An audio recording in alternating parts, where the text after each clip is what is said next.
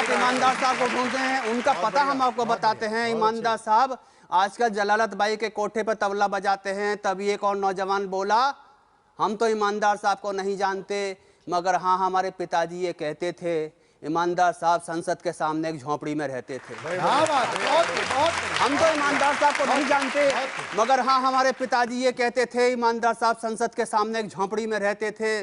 इतना सुनते ही हमने तुरंत किया प्रस्थान।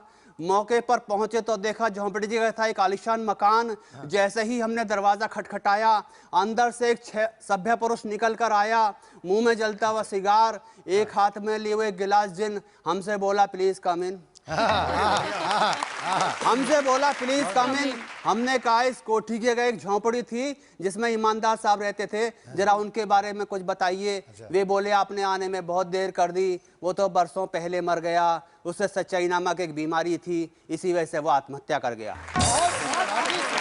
आपने आने में बहुत देर कर दी, वो तो बरसों पहले मर गया, उसे सच्चाई नामक एक बीमारी थी, इसी वजह से वो आत्महत्या कर गया। पता नहीं मूर्ख ने कौन सी भांग पी थी, अपनी झोंपड़ी के बाहर सत्यमेव जयते की तख्ती टांग दी थी। उसके मरने के बाद हमने उस तख्ती को उतरवाया है, उस पर भ्रष्टमेव जयते लिखवाया है और अपनी कोठी के बाहर टंगवाया है। आजकल इस कोठी में हम रहते हैं, हमसे मिलिए, हमें बेईमान साहब कहते हैं।